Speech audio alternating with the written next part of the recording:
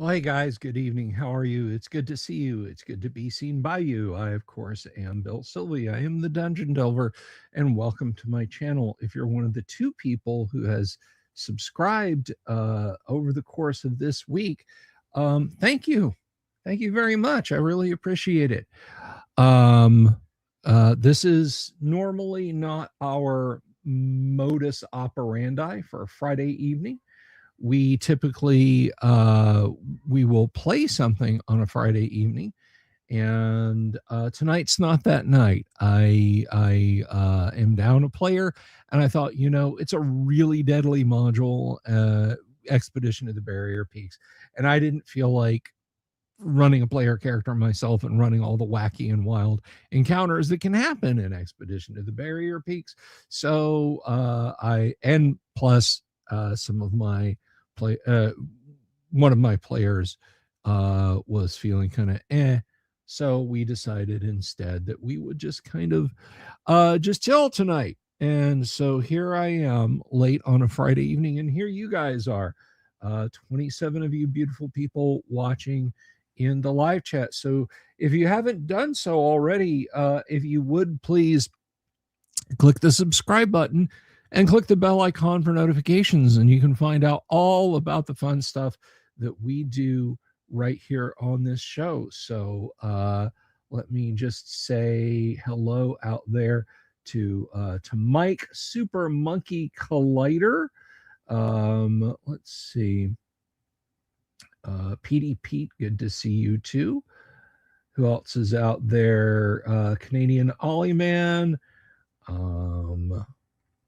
Scrolling down through, great old ones, Shellback Bow, Gonzalo Lira's Bar Tab. Hello to you too. Damien247, Rear Admiral Jorge Uribe, Guy Fratellone. I would frat with my friends. E-Waste Redux. And I don't lie if I didn't already say you. No one of consequence. So anyway, last night, if you missed last night's show, it was kind of an interesting one because I showed off Familiar for a little bit. Now, Familiar is not in a compiled state. I can't just pick it up and move it machine to show off. I'm not going to I'm not gonna like make a million different compiles, namely because I don't have to now, because I'm using this wonderful thing called Codex, where I can write my code and then say, Codex, run this 1,000 times and tell me if there's any errors. And it'll do it like instantaneously and then come back, no, boss, there's no errors. Or, yes, boss, I caught an error. Do you want me to fix it? And I can say yes. So I don't have to have a million fractional builds. But in case you're wondering what Familiar is an automated first edition AD&D Dungeon Master's Guide, or at least it will be. Treasure generation, monster generation, NPC generation, encounter generation, dungeon generation. Yeah, you heard me. All kinds of wonderful stuff that is good and good for you is going into Familiar. So you as a DM can focus on what's important, and that is playing your game. So I'm excited about what Familiar is going to be, and I hope to get done with it soon. Just a heads up, in a couple of weeks, starting on Wednesday the 13th, or is that the 15th? I don't know. I will be Audi 5000 until the following Monday, because I will be going to EggCon, and I'm really happy about that. I'm looking forward to going to EggCon, hanging out with Eric and Heidi, and hopefully some of you folks will be there. So hopefully I will get to see some of you guys at EggCon, and won't that be nice? So I'm heading on an adventure. That's right. I sure am. I am traveling roughly the distance from Eriador to Mordor, if you want to think about it in those terms. However, it won't take me 18 months, hopefully. So that's what's going on. It's the end of the week. It hasn't been a good week for science, guys. It has not. Wisconsin, guy. It's in Wisconsin. It's in Lake Geneva specifically. Yeah, no COVID this time. I have no desire to suffer from that again. Do not recommend. 0 out of 10. Gem Creation. Can I give a shout out to your friend Jay? He's a massive fan of the channel. Jay, in the name of the Gygax, in the name of the Advanced, in the name of the original edition, I salute you, my friend. Greetings, Jay.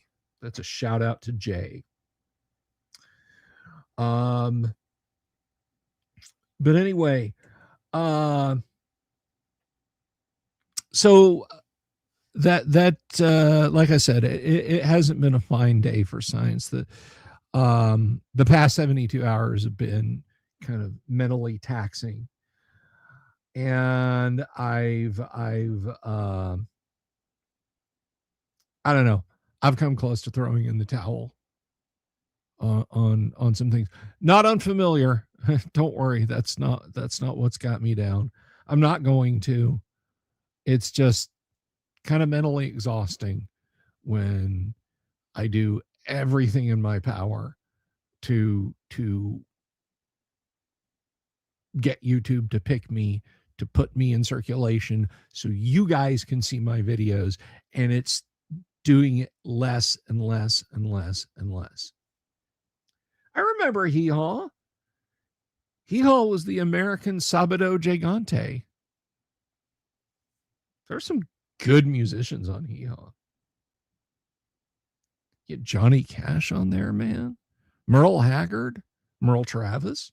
Actually, I don't know if Merle Travis was ever on the show. That's right. And I'm going to tell a little programming story, Gonzalo. So anyone who knows anything about Windows, even going back 25 years ago, Windows was chock full of DLL files, direct link library files. That's right, Jorge. One day when I was at NASA, I had nothing to do but sit in a hollowed out cubicle farm. I basically had a cubicle that was like 15 cubicles by 15 cubicles, and all the cubicles in the middle had been yanked apart and stacked in one corner of this office space that I was in, and all of the desk space in the geometric C shape that was formed were my workbenches where I would image these machines with Windows 2000. And I'm sitting there one day and I'm reading iMockery, if you guys remember iMockery, on one computer, and I'm watching another computer as it's installing Windows 2000. And this is mechanical hard drives that are used in machines that have anywhere from as little as 256 megs to maybe a gigabyte. So you're looking at like 384 megs to a half gig on average. So I glance over at the monitor next to me because it had stopped scrolling up. Windows 2000 did not hide on its install what it was doing for me. And it would say copying. I glance over, and what do I see scrolling up but br549.dll? br549.dll. I'm not kidding you. Look it up. You can Google that. I loved Windows 2000. I thought it was fantastic. It was better looking than Windows XP, and it wasn't a buggy, crashy piece of crap like Windows 9X was. Anyway, BR549.dll. And I was like, no. So the supervisor on this contract that I was hired, she sticks her head in the cubicle farm at some point, and I tell her about this, and she's like, BR549, that's Junior Samples. And I said, that's right.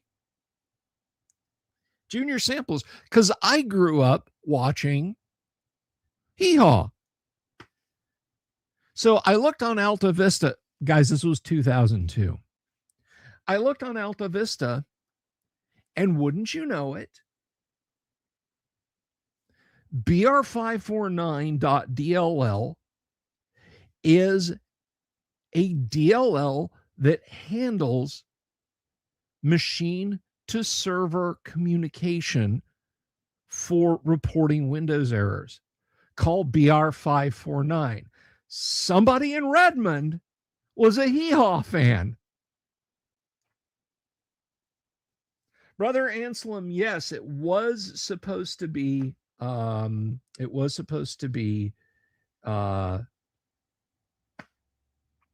Expedition to the Bay Area Peaks night. We will return next week. We're going to be playing first edition AD&D again on Tuesday, and the whole crew will be here.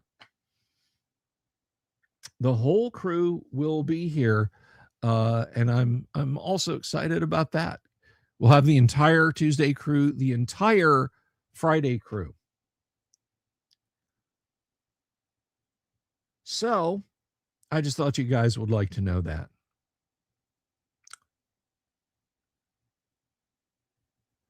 Yes. Yes, the E-Waste Redux. I did. We never got ahead with it. We used a CA7 or a CA, Computer Associates, antivirus that worked all the way out at the hardware level in our office. And CA antivirus basically stopped everything. If you brought your machine in, hey, Joe Kaufman, good to see you. If you brought your machine in and plugged it into the network, CA antivirus was very aggressive on our domain servers about charging out to find out what was on the new network and murdering the face off of any viruses it found. That operating system in the 90s that tried to compete with Windows, Mac OS, Amiga OS, Atari TOS, OS2, Nitros 9, XWin, BSD, IRIX, System 5. Stop me when I get Geos, Ecom Station.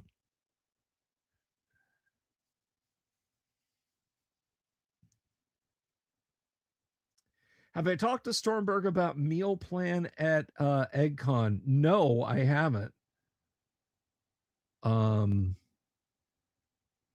This list means nothing to guys. Just like I've. So anyway, that's a little computer history for tonight to kind of lift my spirits. OS2 there, David. OS2. I actually remember. So I was moving from the Amiga to the PC in the early 90s when OS2 Warp rolled out. And I was like, that's the high-tech OS that PCs should be running. I can't wait to get a PC and run OS2 Warp, because people were like, you can run Windows apps in Windows in Warp. DOS games in Windows in Warp. And of course, Microsoft sabotaged them. Should have.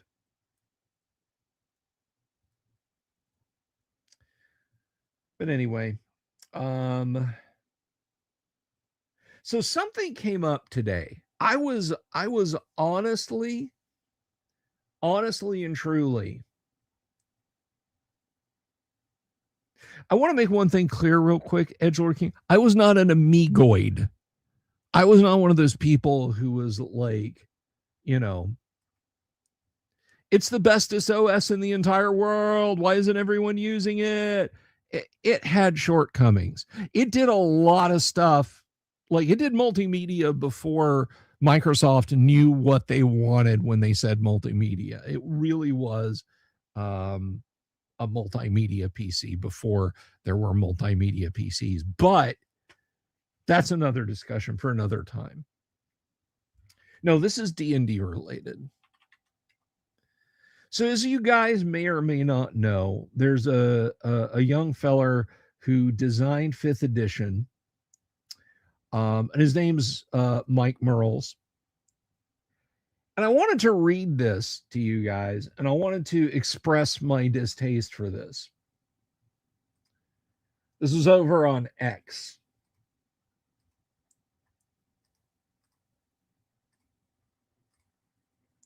So this is Mike here, who says, characters in any edition of D&D should not have access to raise dead, stone to flesh.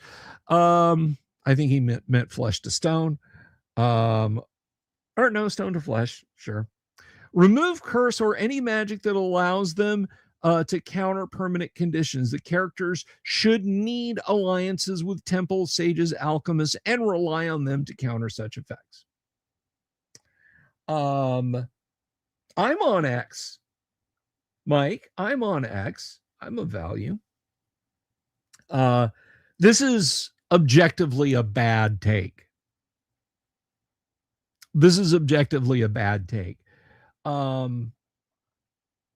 First edition AD&D works just fine.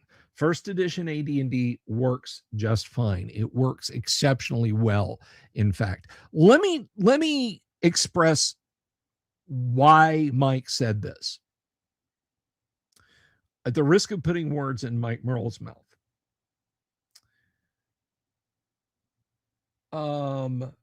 That's right. You're wrong.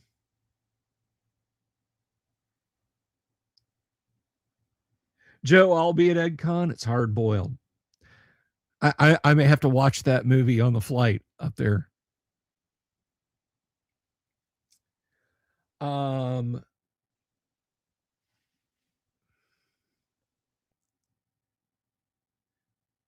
So here's the thing. No, I agree with all you guys, but I'm gonna talk about this. Mike has this. Mike has the same problem that so many designers of latter D&Ds have had, starting with 2nd edition, if I'm being honest with you. And it's Chesterton's fence. Why is the fence there? Let's remove the fence. Oh my God, the cows have gotten out. What do? Well, now we have to come up with all these ways to gather the cows or the sheep or whatever back up. I don't understand how that happened. BIOS, thank you, Super Monkey Collider. The B operating system, which was almost the Amiga 2. Anyway.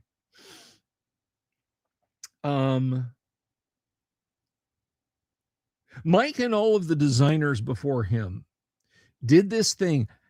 Look, I want you to see this. See my raised hand right here? Here, I'll remove this in case you can't. See my raised hand right here? I'm guilty also. All right. I did not spring forth from Gary Gygax's forehead fully armored with a Dungeon Master's Guide in one hand and a set of TSR Holmes dice in the other. I never claimed that. Somebody once introduced me at a local event as being someone who helped design original D&D, and I was like, how old do you think I was? 4. I think G.I. Joe's foot should go between these 2 blocks. That, you know.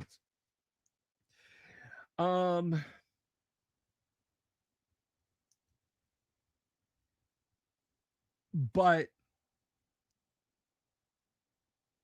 the point is, a lot of us played basic D&D with AD&D books on the table. We played a ghost of AD&D that we thought up in our heads. Yeah, roll 1d6 for initiative. Okay, I got it. No problem. Let's go. What's this grade and this many weeks and spend? I don't want to do that.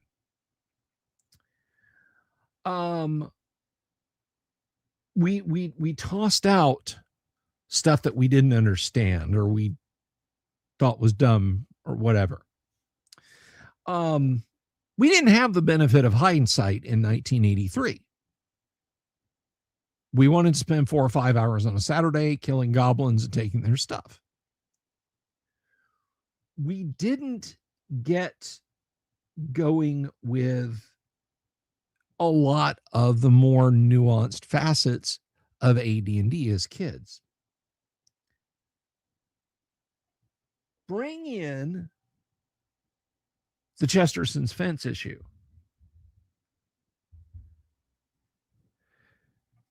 Third edition, 3.5, fourth edition, fifth edition, D&D 2024. All of this stuff getting ripped out. Nobody understanding that when you start pulling these things out and other things start breaking, stop, put it back, or at least put something in there that works. Case in point, leveling up. Leveling up. I got enough XP. Okay, Bob, you can level up. Cool. Roll a D10 for your hit points. Great. Let's keep going. Lather and repeat that. Lather, rinse, and repeat that for, say, a year of campaigning. You're the DM in that situation. You look at your party and you go, holy shit. Everybody has hundreds of thousands of gold pieces, millions of gold pieces, multiple magic items, Christmas trees. Magic users don't need to worry about spells. I can stick Vorpal blades like Wolverine's claws into my gauntlets of ogre power.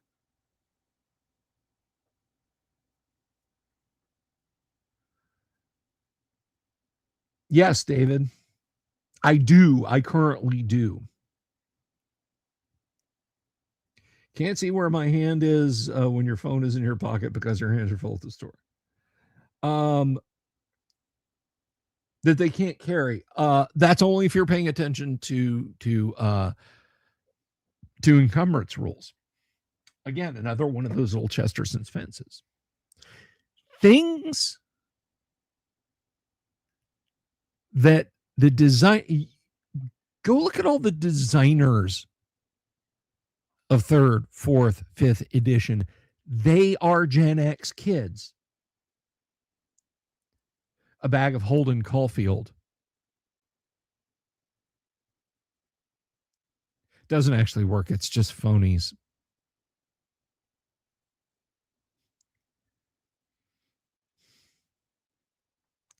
They didn't. They played as badly as we played. And they remembered a game of D&D after they'd invented Magic, and they had probably completely forgotten about D&D because they were playing Magic all the time, or they were playing White Wolf games, but not really paying attention to D&D at all. Atkinson goes in and buys Wizards of the Coast, or buys TSR out. And they take the game that they remembered, that they thought was D&D, they bolted it to Ars Magica, and they said, we fixed D&D. Old D&D was dumb and bad because you had characters with billions of gold pieces, thousands of magic, and I'm like, did you Did you tax your players? Did you make them pay to level? Did you not do any of this?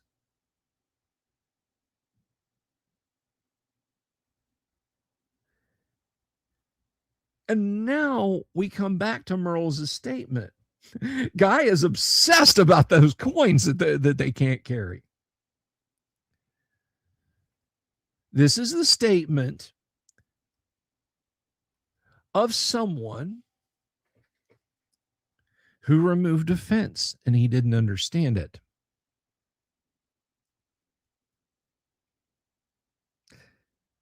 Either this statement represents a mindset. I would always do that, Gonzalo. Always. I mean, I'm 0 level. I'm safe. There's nothing she can drain. Well, there's no levels she can drain. This is a comment made by someone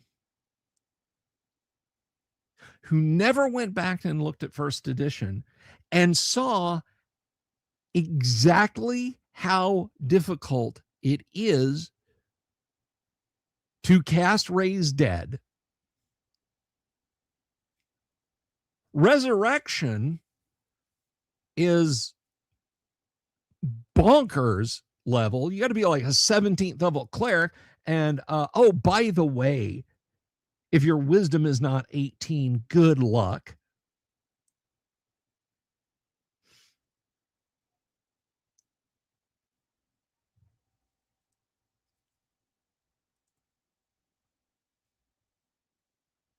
That's good to know, Sean Dupuy. Let me write that down. With succubi, no level drain. Anyway, but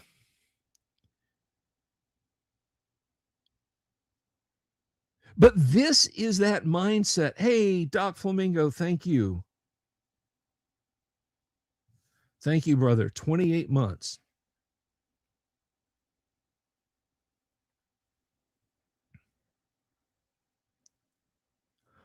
All of these things are rare and costly already.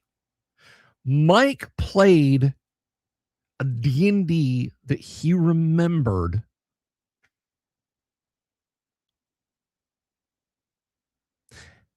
And because there was no, you guys always can die, don't lie. I don't mind. That's between you and the good Lord. But because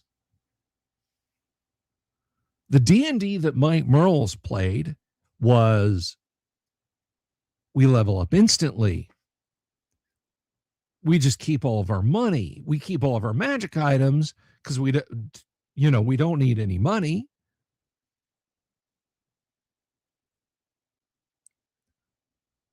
Mike is talking about the remembered Dungeons and Dragons, not Dungeons and Dragons. That's excellent, Shellback.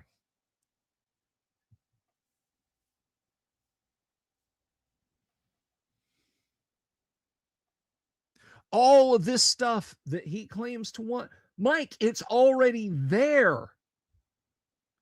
This, in first edition, you already have to. Hey, we're all 4th level. Shit, Bob the Fighter died. What do we do? Well, the biggest nearest town is Hamlet.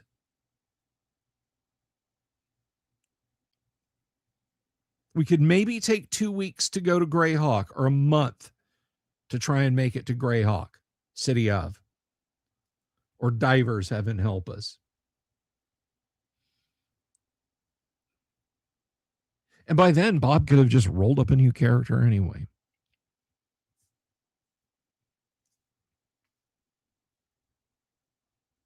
He is talking about a D&D that exists only in his head. At least when because he said any edition.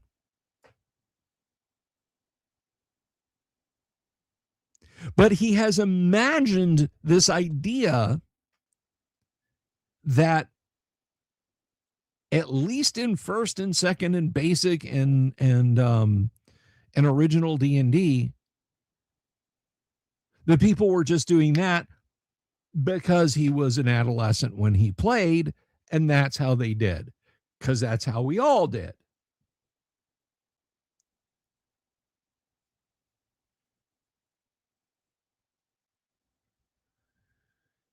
So I found this irritating, and I wanted to share it with you, and I wanted to explain the reality of it is that Mike doesn't get it. Or rather, he didn't get it. So now he thinks, once again, this is the overcorrecting hand jamming the stick to the left because there's a little bit of roll. Because there's a little bit of roll and there's a little bit of down pitch. Yank it as hard and as far back to the left as you can. And that works. That gets you out of your down pitch, and that gets you out of your right hand roll. For a few seconds or a few financial quarters, and then you start to stall. What do? Stick forward. Get airspeed. We got airspeed. Now we're going back towards the ground again. Overcorrection. Overcorrection after overcorrection after overcorrection after overcorrection eventually leads to an uncontrolled interface with the ground. That is what is going to happen to Dungeons and Dragons.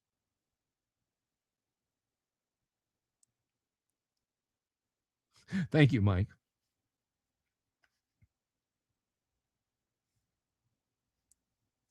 I have slowly phased them out of my games, Brother Anselm. I have too. If your magic item is for sale, odds are someone will find out about it in private and buy it from you.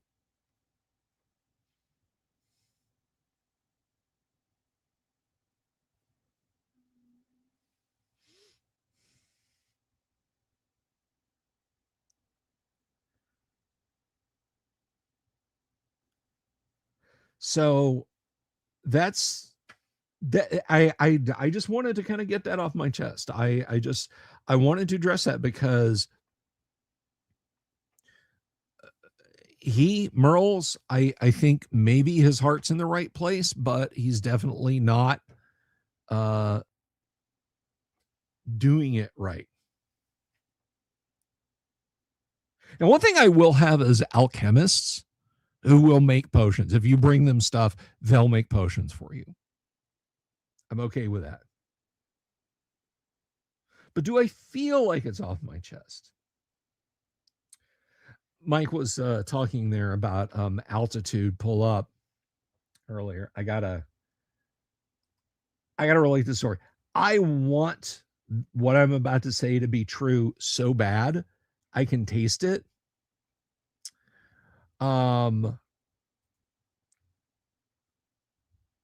Dude was talking about his a buddy of his who's an airline pilot, and they went somewhere.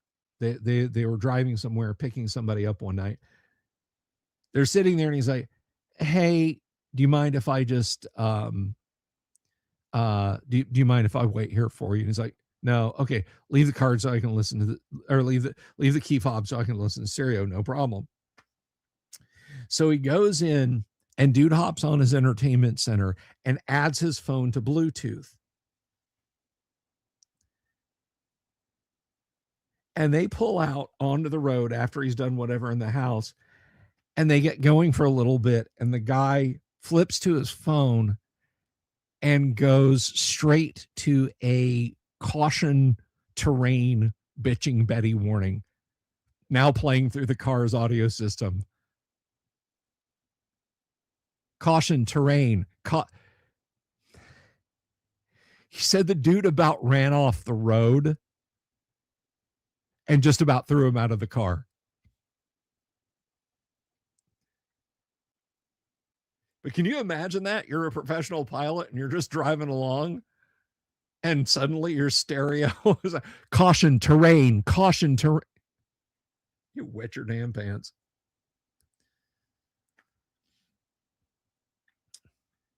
Look at what creating a magic weapon in first edition AD&D entails, Yang.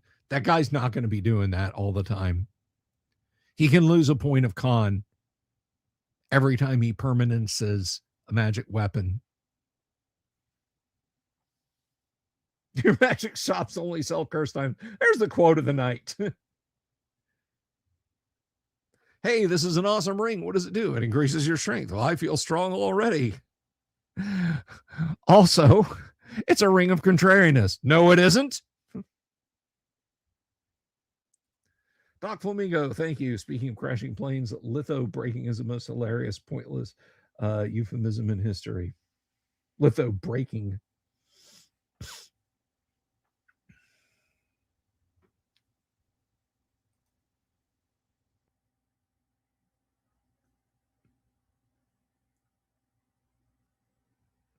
Oh, by the way, Mike said this. The Duelist is an awesome movie. The Duelist is a fantastic movie. I cannot say enough good about The Duelist. But thank you, Doc, for that $5. That's damn nice of you. The Duelist is actually a really, really good example of D&D combat in general. There's nobody gets seriously stabbed neither one of the titular characters gets stabbed. At the end of at least a couple of their duels, I would say that they had both lost hit points. Why? Because at one point they're fighting with cavalry sabers in the basement of a building in a space not much bigger than my studio. They are beating on each other with the saber guards, punching, elbowing. They're exhausted, and I would call that a hit point loss. Yeah, fair enough, Mike. The Duelist is a new movie. It's 71, I think, and it's it should be on Amazon.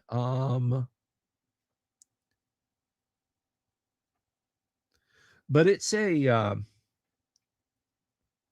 it is a fantastic example of first edition AD&D combat because there's not a lot of sword bloodshed. Okay, it's not like, oh, I ram you through the lung, and oh, you got me through the leg, and you sliced me across the chest.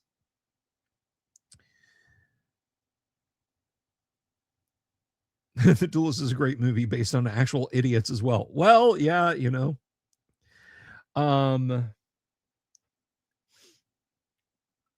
But they beat each other up in the fight. They lose hit points in that fight. Was it 77, Jorge? I feel like it was earlier in the decade. In Oriental Adventures, there's a component needed for Bless Weapon, but no information on it. If that's a cleric spell, your the material component, unless otherwise stated, is your holy symbol, Joe. So you'd need to bind one of your order's holy symbols to the weapon somehow, stuff it down in the leather of the grip.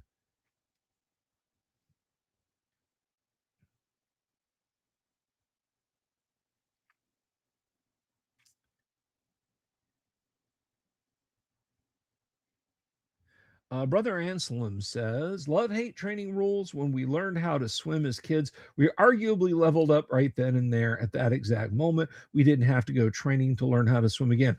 Counterpoint, you were gaining your professional skills. Page 16 of the Dungeon Master's Guide. Besides, swimming is one of those things, and I even talked to Gary about this.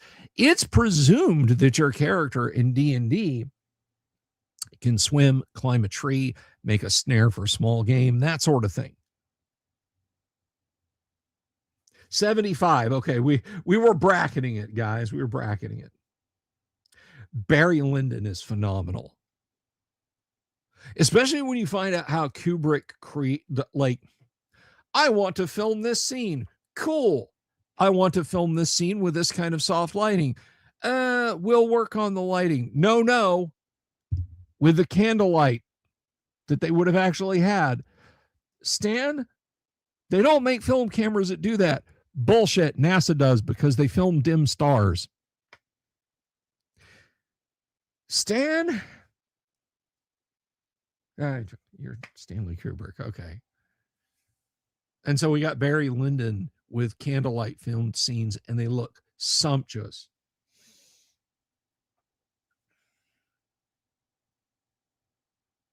Anyway, so yeah, that I just thought that was an incredibly bad take by Mike Mearls.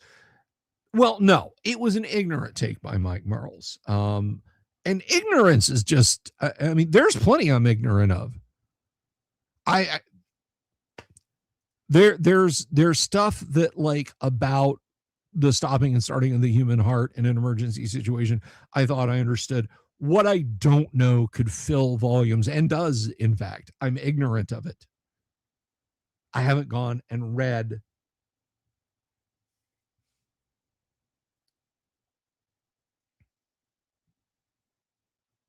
Mike, the missiles knows where it is because it knows where it isn't. By knowing where it isn't, it can know where it is.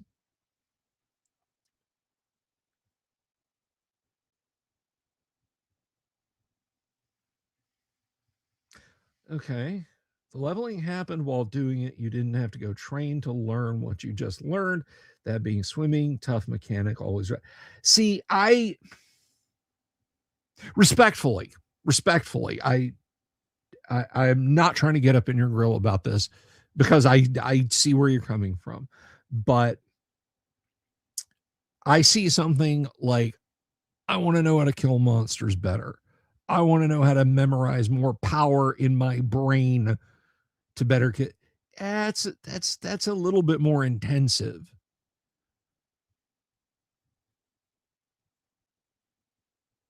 But I just, you know.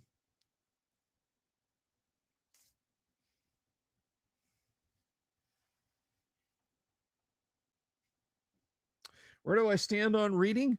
I'm a pretty tall guy. I can reach most of the books on the shelf without having to stand on anything, Joe.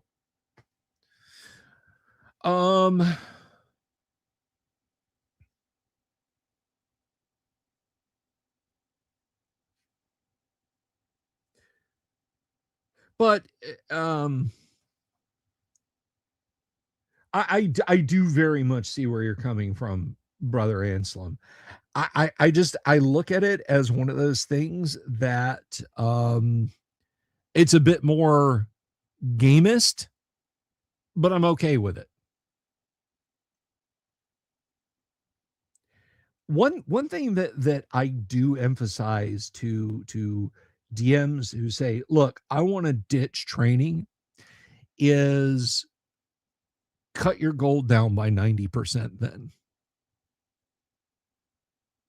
You know, you didn't find a dragon sleeping on a pile of 70,000 copper, 80,000 silver, 52,000 electrum, 22,000 gold, and, 3,000 platinum.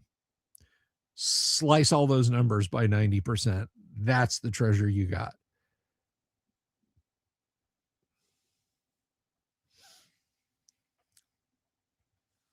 That's just my opinion.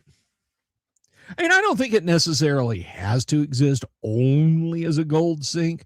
I think, when you get to the ascending point where it's like, oh wow, I've got all this money, then you can do things like build cities.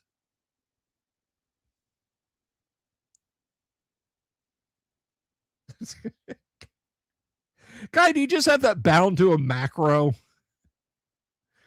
They're talking about D&D money. Can't carry it all.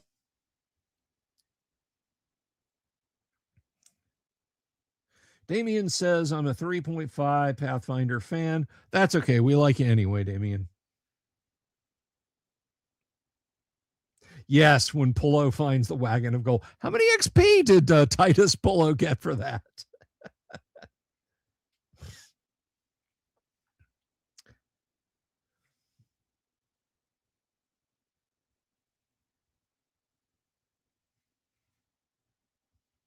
I loved Rome. God, what is it? Why are we not on season 25 of Rome now? Fuck you, HBO. Have you guys ever read what they were planning for future seasons with that show and what we got denied us?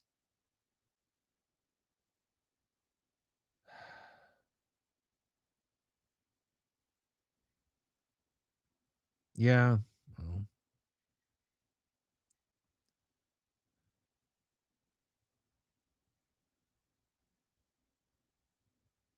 yeah. Yep. It's best not to concentrate on what we never got. Moving right along.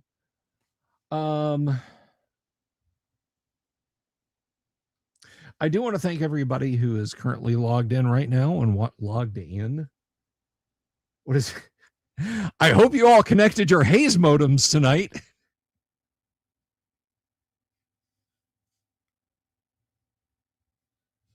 Remember, the guest login is Star Wars. God.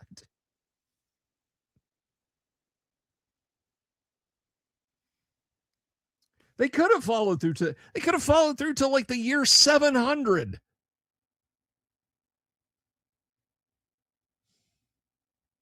His name's Brian. Thank you, Die Don't Lie. That's nice.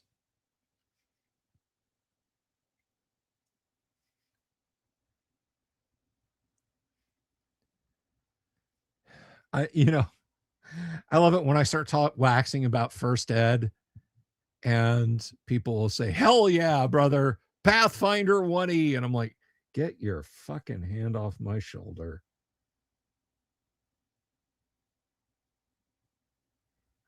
People are like, I'm like, I love old school D&D forever. Heck yeah, 3.5, best edition. You disgust me.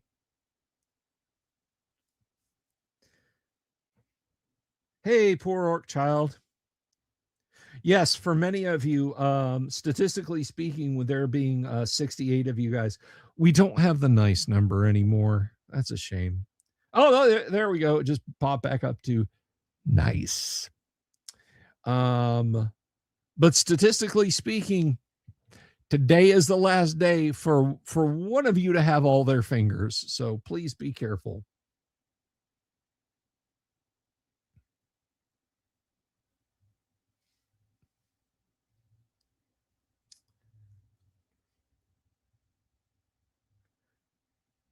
There was no Hackmaster 1.0. They started with 4. I had the Hackmaster Basic that goes up to like 5th level around here. We can all agree that Rollmaster is the way to go. Rollmaster.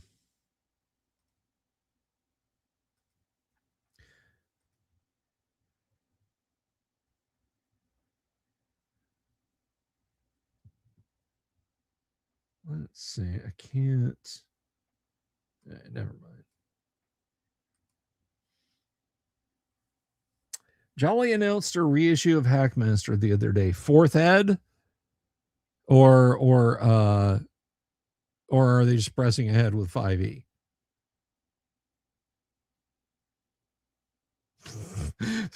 For hate's sake, guys. Now, a lot of people think that I am have ever read the Cuckoo's Egg. Yes, I have. Who is that? That Clifford Stoll. Amazing book. Loved Cuckoo's Egg. Just a fascinating read. I knocked that book out in like 6 hours. I loved that book.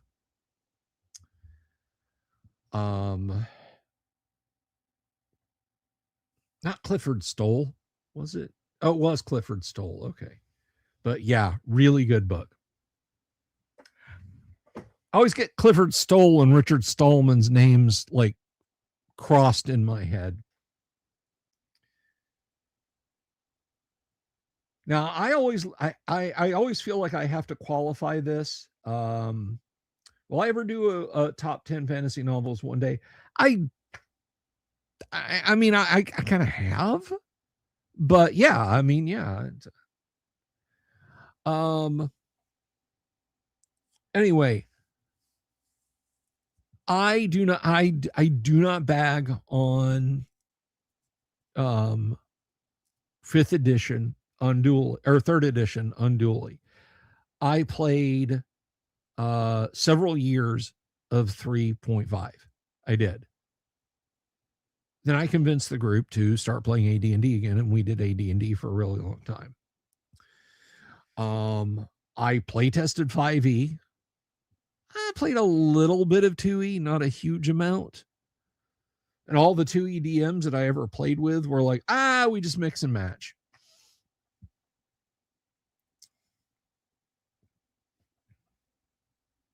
Yes, exactly, Damien. But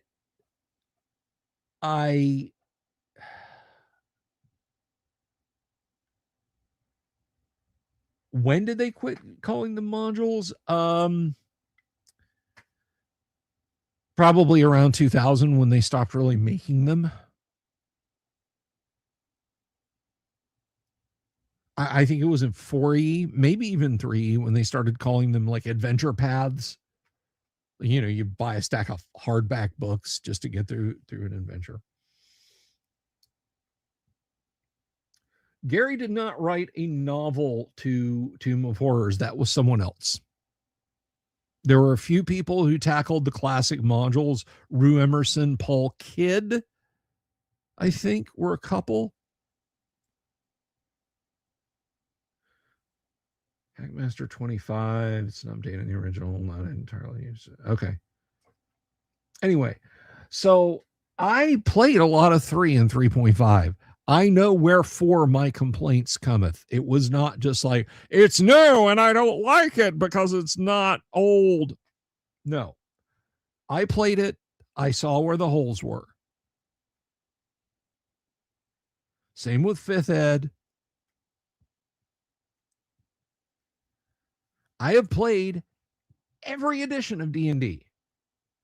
Every single edition of D&D. Except for 4th. I'm not making a joke. I just have literally never played 4th. But I saw enough online discourse about it to know that it was not ever going to be for me. It was never going to scratch a D&D itch. The one thing they could have done to make it so, to make it less disliked, was if they had just called it D&D Tactics. This is a new tactical game. Of course, we're still making third edition, and then just make the core books and ignore them otherwise. But they fired a bunch of customers, and it didn't make them happy.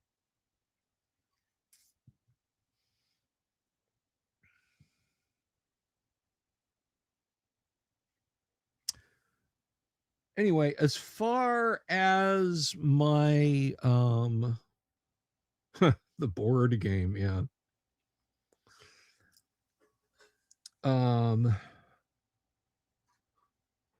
But as far as my top 10 fantasy novels, I mean, I don't know. The Lord of the Rings, it's one book, people, look it up. The Hobbit.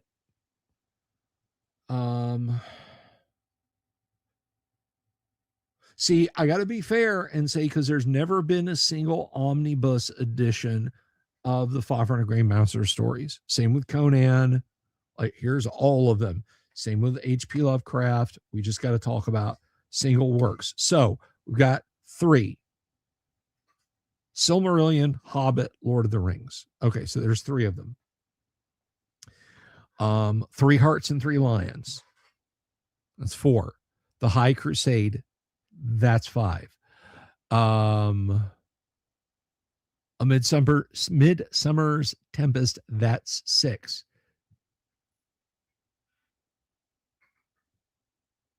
Volume 1 and 2 of the Elric sagas, 7 and 8, even though I'm not that much of a fan of Moorcock's work anymore.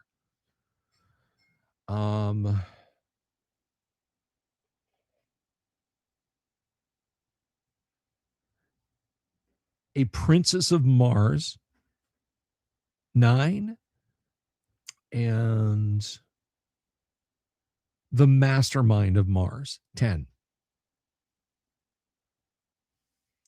Hour of the Dragon by Howard, maybe.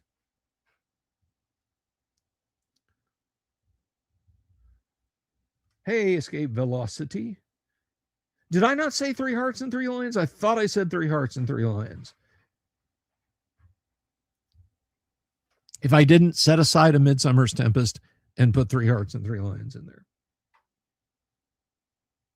Forgetful DM, good to see you. Did I like any of the D&D video games? Yes, a great many of them. Treasures of Tarman, Cloudy Mountain, Pools of Radiance. Let's see, what else did I like? I liked Treasure Cloud Mountain, Pools of Radiance. And now I'll admit, Treasures of Tarman and Cloudy Mountain are very narrow, because like you can literally take Advanced Dungeons and Dragons off the boxes and title screens, and they're just fantasy action games. You know what? Let's set those aside and let's just talk about games that at the very least are immutable from Dungeons and Dragons. That then gives us Pool of Radiance, which I loved.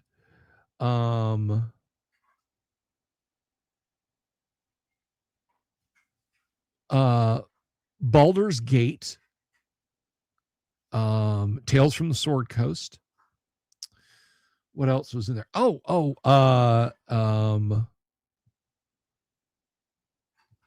Shadow over Mystara and the other side-scrolling beat 'em up. They're very D&D. They're very, very D&D. You have characters at level up. All the mechanics are there. So I love those games.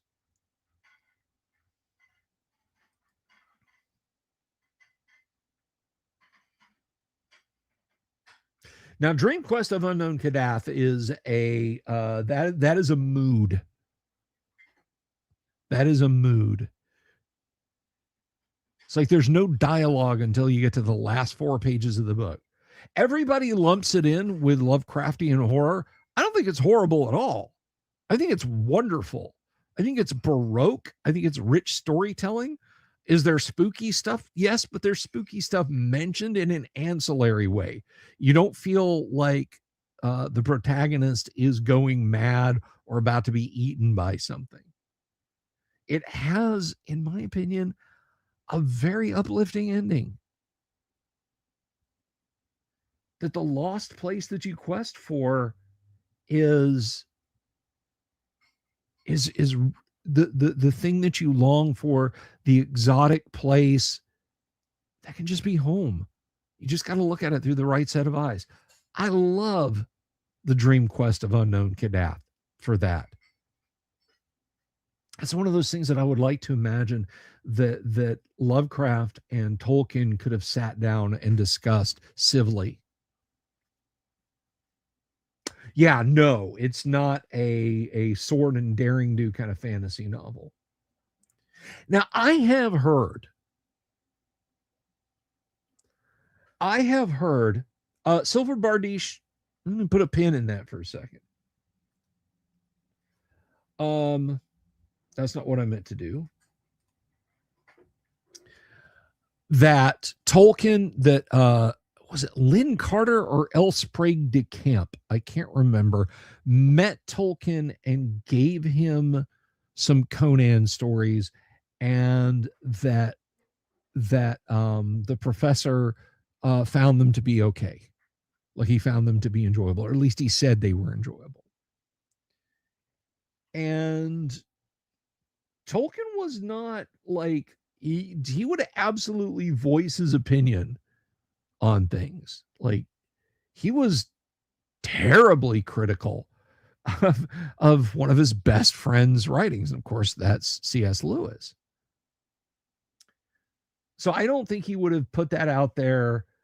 I mean, maybe in an annoyed kind of, I want you to leave my office now. I'm done. I want to write some more history. I want to write about the sons of Húrin. Please go. Going, yes, very nice.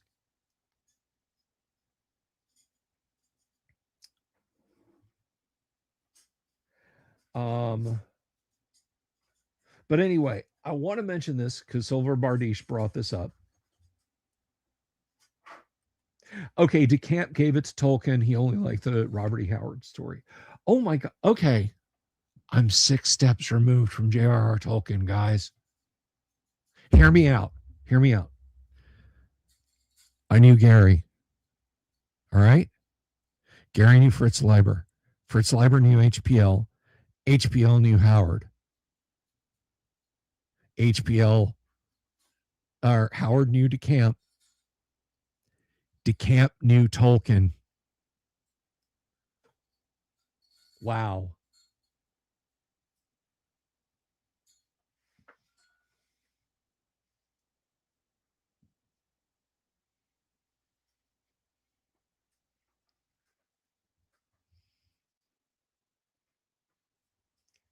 All right. Anyway. Oh, Kevin Bacon's a nice guy by all accounts.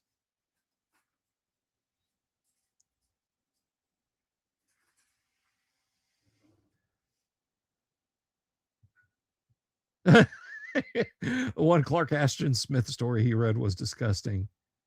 Now, we've mentioned this before, but when Gandalf talks about fighting the Balrog, like he talks about there being things at the uttermost bottom of the Misty Mountains that were there before anything else.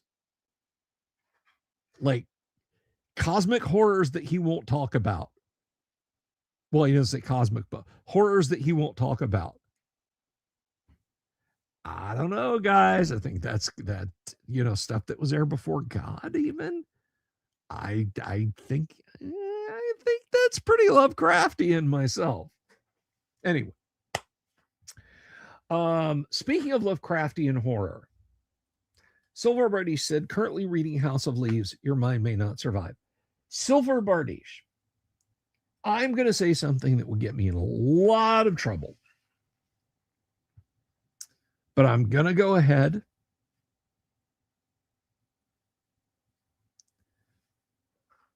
Have I read any of the non-Howard Conan books?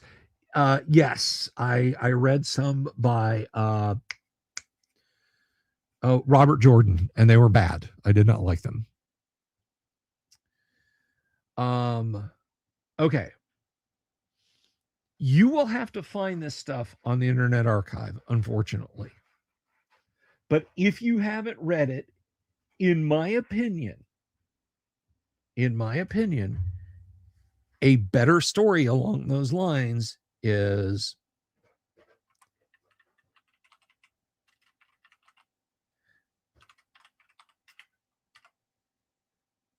this series.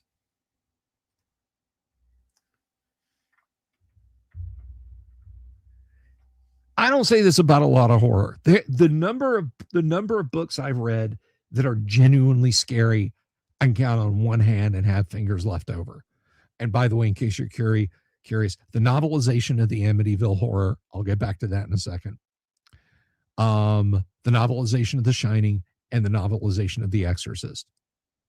Those books are genuinely disturbing. The Amityville Horror is one hell of a frightening ghost story. No, I don't think it's real, and we've discussed this before. The real horror was what Ronnie DeFeo did to his family.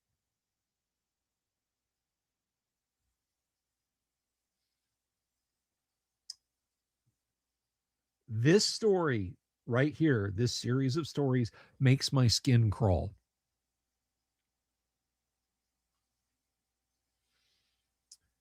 The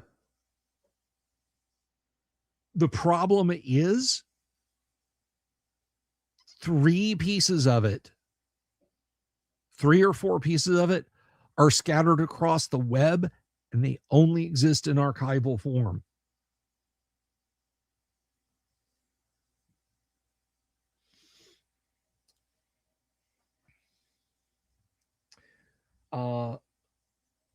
But the premise of the Dionea house is pretty, it's a mind bender. It's a rabbit hole. I mean, it fits early 21st century internet lore, pre-iPhone, look, I can just snap pictures of this. I can video conference you this while it's going on, yet at the same time fits into that niche between 2000 and say 2015 perfectly, beautifully. The problem is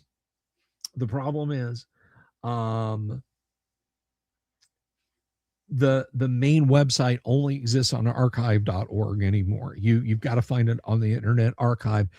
And there are a couple of pieces. There's one of them is, I think it's called like the Journal of Laureen Mathers or Maureen Mathers. I can't remember which. There are off-site things that you're meant to link to and go read. And so you've got to dig around those. Now, another one in the same vein, but it's not the reason. If you go read it, if you go read it, hey, thank you very much, RRTNZ. Laureen Mathers, thank you, Silver Bardish. I appreciate that, my friend, RRTNZ. God bless you. Thank you.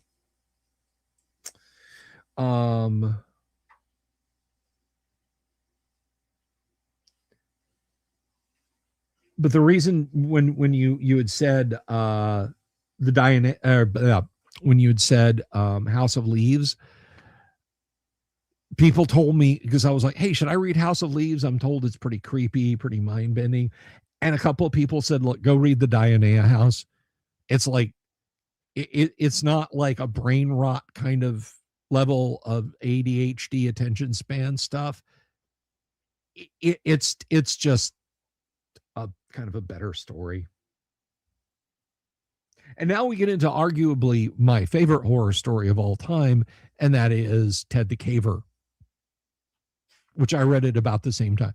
All the bad creepypastas that came from Reddit from like 2006 to present all owe it to the Dionea House and Ted the Caver. I'm not going to launch into Ted the Caver and what it is and why you should read it, but you should read Ted the Caver. Today's Mage Game Summary. Not only did the party wind up in the Hollow Earth, we wound up in Chronicles of Darkness Hollow Earth. We wound up in an even more grimdark WOD. World of Darkness, I can only presume.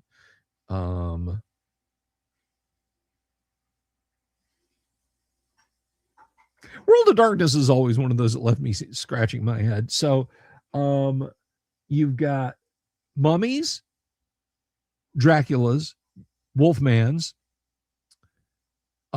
ghosts, Frankensteins, zombies, Kreskins, magic users, fairies. It's kind of like John Wick. Do you ever watch a John Wick movie? And like John Wick goes into a bar that's like 400 people and multi-story, and there's disco and there's everything else going on. And like he does something, and then everybody in the bar is a ninja. And he like goes out in the street, and like the hot dog guy has like a minigun in his soubrette's cart, and the taxi driver points a Desert Eagle at him, and the shoe shine boy tries to put a grenade up his pant leg. I'm like, who's not an assassin in this world? Like that time, what is it? Grand Central Station shootout. Everybody there's an assassin. Who do they assassinate? World leaders? Is it criminals? Is it poor normal people? No, just pretty much each other.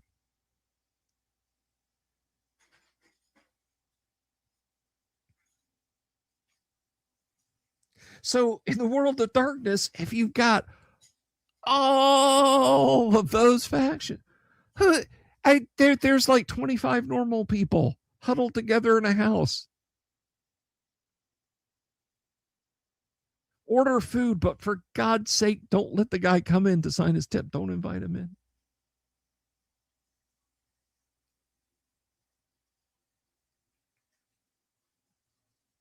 I liked the last John Wick movie because they really, really got the graphics just perfect. The frame rate was nice and crisp. I don't think it ever dropped below like 120 frames per second. And of course, the character models were upgraded. Still, hell of a long cutscene before I could pick up my controller and do stuff.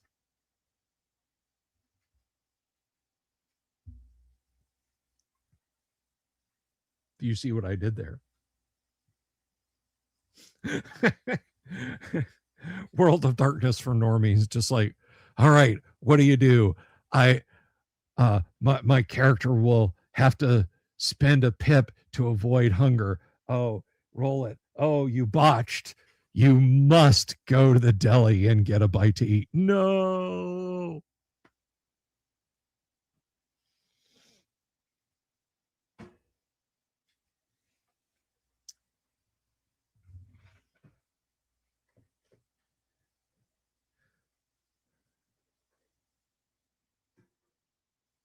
I cannot sit here and say one of my favorite lines in Big Trouble in Little. My favorite lines in Big Trouble in Little China start over here when the credits open and end over here when the credits are fading out. That's my favorite line in Big Trouble in Little China. But I do quite love when they get in the semi and Jack starts it up and that big old diesel, tack it, clock it. And Kim Cattrall goes, "What was that?" And Jack says, 9.8 on the Richter scale. Hang on. Crashes through. I love that. 9.8 on the Richter scale.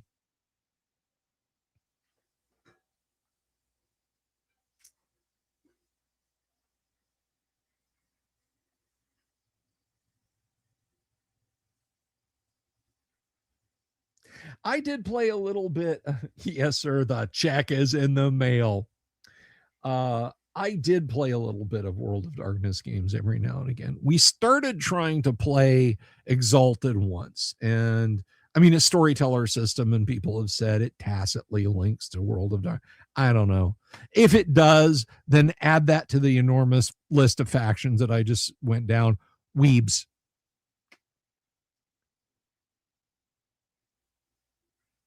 But the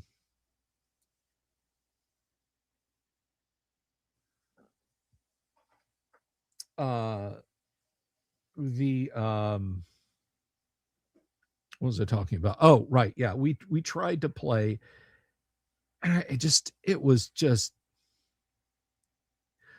somewhere in that 500-page Naruto fan fiction they published back in the late 90s, early 2000s. Somewhere in that book, there's a set of rules.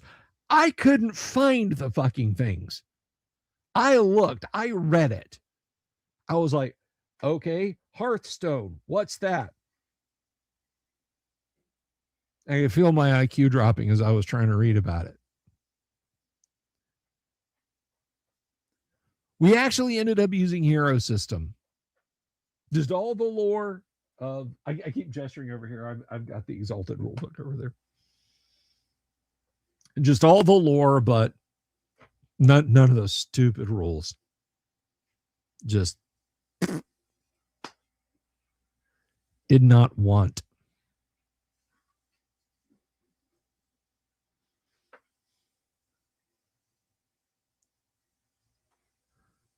Look, I don't get it. Shut up, Mr. Button. You're not brought upon this earth to get it.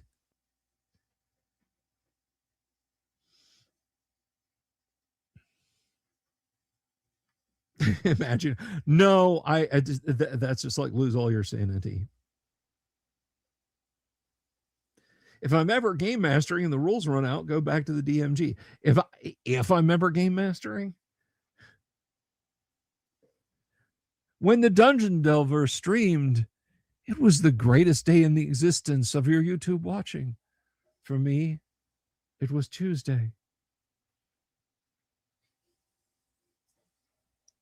Michael Golden, a second edition Exalted writer, made his own Exalted versus World of Darkness supplement. Had to remove a lot of it. Yeah, I can imagine. Blah, I am a vampire. I'm a daughter of the undying sun. Melt.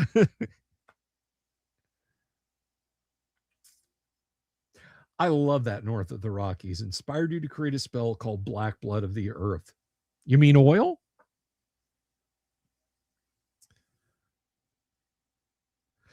But Big Trouble in Little China is a great D&D movie. They put a party together. They go in a dungeon. They have a magic user. They have a cleric. They have a lot of fighters. They have a bunch of henchmen. We don't see those guys that go down there ever again. Like all the guys crammed in the elevator, all the guys crossing the things with them.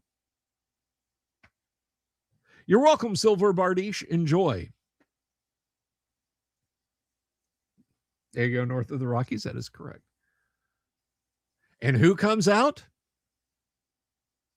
Kim Cattrall, Richard Burton's daughter, Dennis Dunn. I cannot remember the name of the actor who played Egg Shen, so I'm just going to say Egg Shen. Mao Ying, because, again, I don't know her name either. Eddie, Cousin Eddie.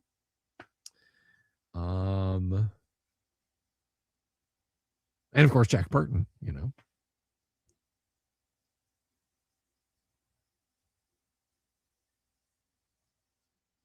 That's right, Die Don't Lie.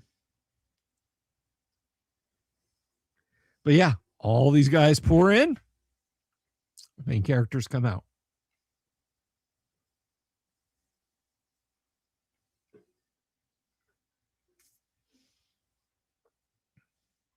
I'd like to think that they escaped in their own fashion.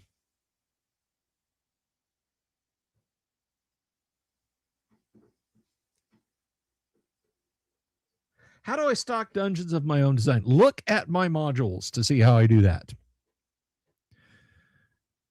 Look at my modules to see how I do that. The WGH series, including 2, and DD1 and DD2. And you will get an idea of it. Actually, no, don't look at DD2. Just DD1. DD1. DD2 is literally a go in this hole in the side of the hill, fight the half orc, fight his bodyguard, get the magic book, leave. I spoiled the plot.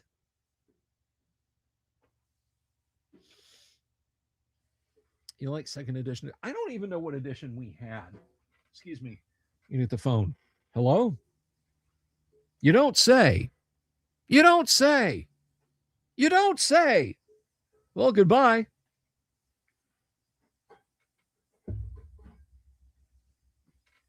What is this? Piece of shit. This is second edition.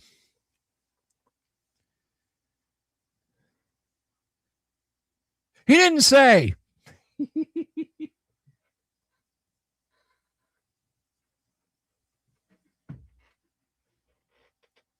Oh my, to shreds, you say.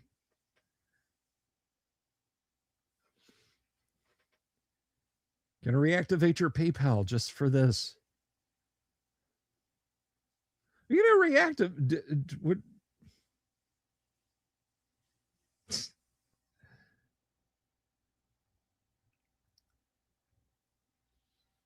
Is it rotary? No, it is. So this, I've shown this off before. This is completely borked. I don't even know what happened there. That's a shame. Maybe we can get some heat shrink and put it on there. That sucks. Anyway, this is a handset that you plug in to a cell phone if you've got a jack for it. I think it just broke. I think it just denatured and broke. Oh well.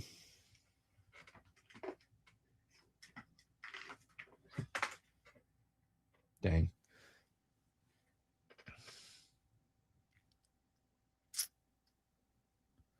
But I did the black phone. Yes, the black phone of the earth. And of course, if you like Big Trouble in Little China, actually, wait, I almost got that backwards. If you like Buckaroo Banzai, you've pretty much got to like Big Trouble in Little China. It's spiritual, not actual. It's spiritual sequel. Love Buckaroo Banzai. Sealed with a curse as sharp as a knife. Oh, doomed is your soul and damned is your life. Take her to the pit. Mr. Big Boot, Mr. Big Boot. Now listen here. I want to talk to you about the condition of your aircraft after. It's not my goddamn planet, monkey boy. Reverend Jim. Thank you, Silver Bardiche. Thank you for hanging out with us for a while. Laugh a while you can, a monkey boy.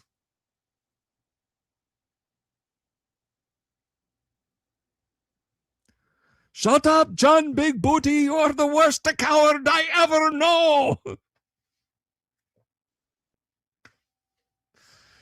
Oh, my God. Such a fantastic movie.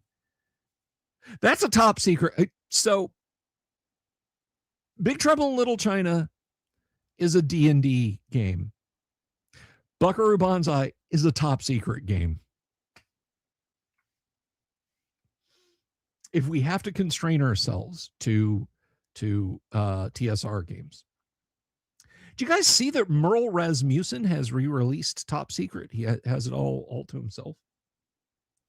Alan Hammock told me a great story the last time we were hanging out. We got to talking about Top Secret.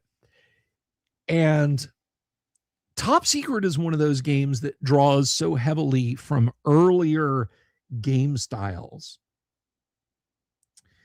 In that it's adversarial.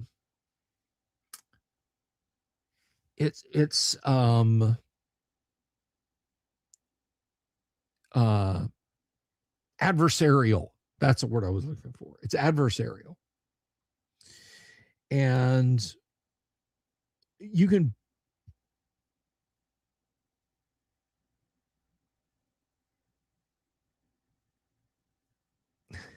yes, called it Buckaroo Banzai, Luke. Sorry. Anyway, it's adversarial. Yeah, yum. Hey, don't be mean. We don't have to be mean.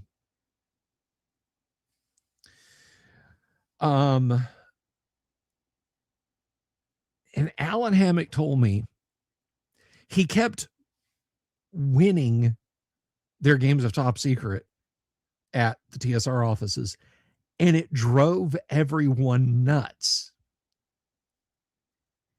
And it's because he kept basically spending his resource allocations on proxy countries and proxy agents to do all of his stuff. He never invested heavily in training. Just to do all of his missions, all of his extrajudicial things that you do to people you don't like. He would literally hire NPCs to do it. That's where he'd spend his money in the game. And it was just spamming the opposing nations. And the other players couldn't thwart it. Someone would get through. Have I played Warrior of Mars? I have not, Joe, but you can get a really good PDF of it. You can get a really, really good PDF of it online.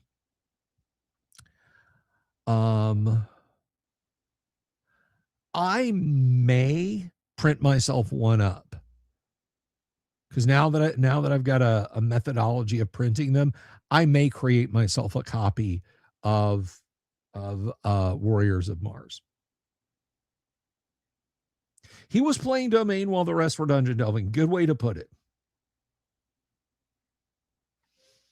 You know, I'm supposed to be hanging out with Alan at least in the hotel suite. We're sharing a suite at EggCon. I will reach out to Alan beforehand and see if I can get him to sit down and talk on camera. Ed Greenwood too. If you've not been to the Cove in Lake Geneva, like their top tier suite is literally a 3-bedroom condominium. There's an upstairs, downstairs, and I'll see if we can't do a live stream. I don't like ED2. Oh, you should see your doctor about that. Or did you mean Ed 209? Which is also a movie starring Peter Weller, who was in Buckaroo Banzai. Thank you.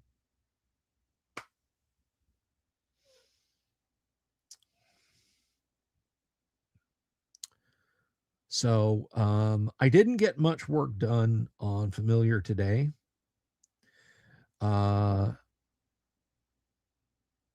Ruins of Castle Geiger, a mega dungeon. Oh, that sounds interesting.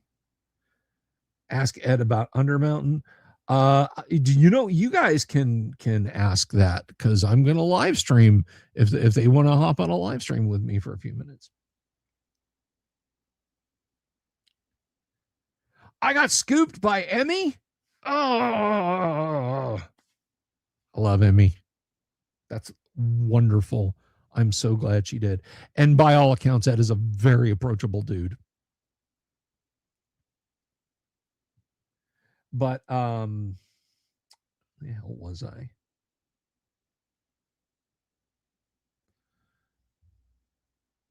Talking about Ed, Peter Weller, Ed 209, Domain. Hell, I lost track. Anyway, I'll be live streaming from the convention. I'll have shorts going up.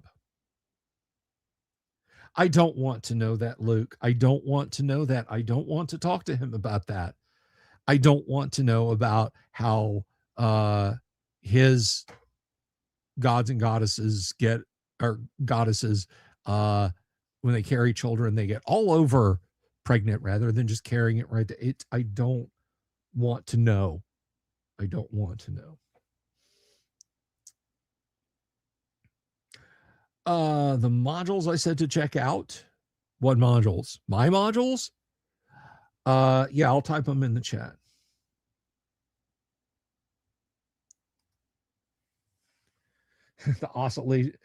the oscillating overthruster. Yes.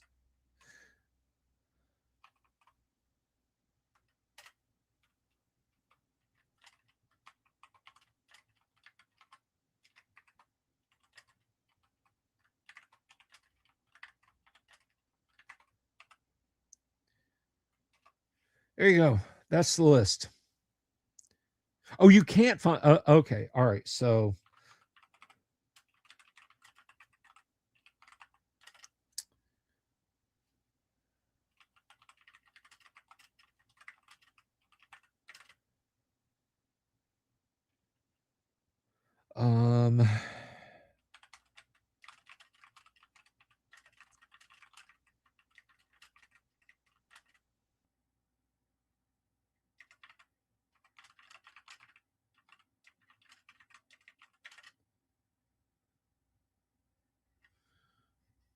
Hang on a second. I can never remember the middle one.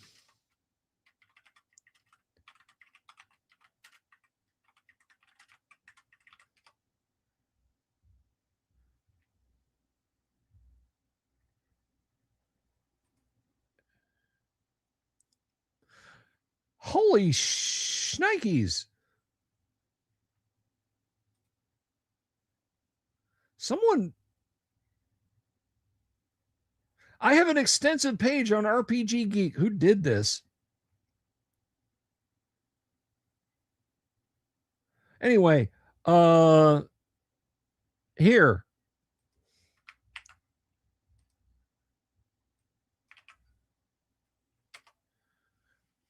There. Are they on drive-through? No, they are not. You just kind of got to find them.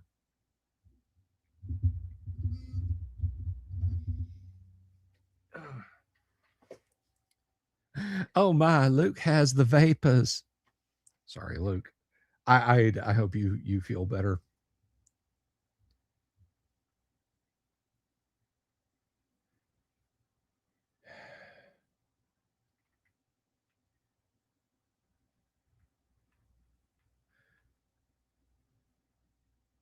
And there are reviews for each of them. I guess this Bryce Lynch guy, Bryce Lynch, whatever his name is, just has a hate boner for me because anything I've ever published, he's taken a giant steaming shit on.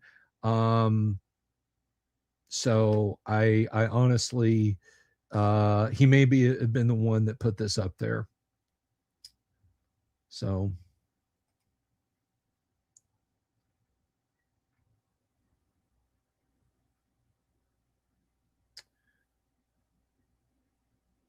Linked forums. Oh, and then there's the DD series, Swords Against Thievery and Stealing the Night Away.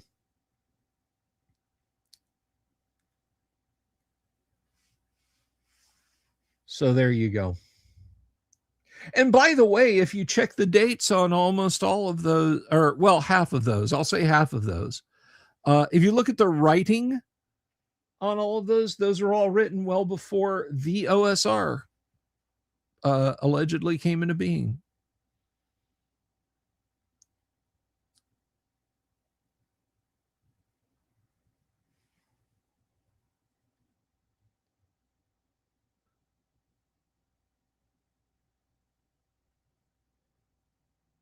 You may be required to say the hot. No.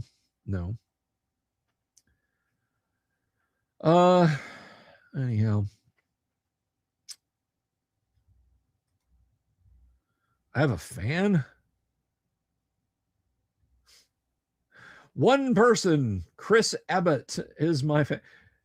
I'm going on about this like you guys. Let me see. Like, who created this? I guess somebody thought enough of me to do this. Bunch of stuff I've worked on, and I did do that. I worked on that. I worked on that. Both of those. Oh, goody. There's a rating. I wonder who wrote the rating and what it is.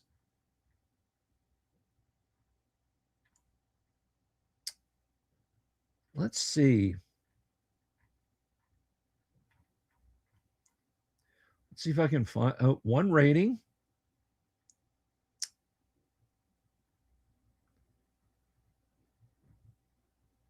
A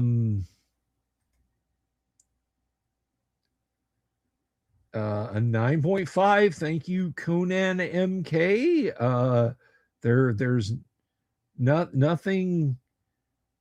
Not.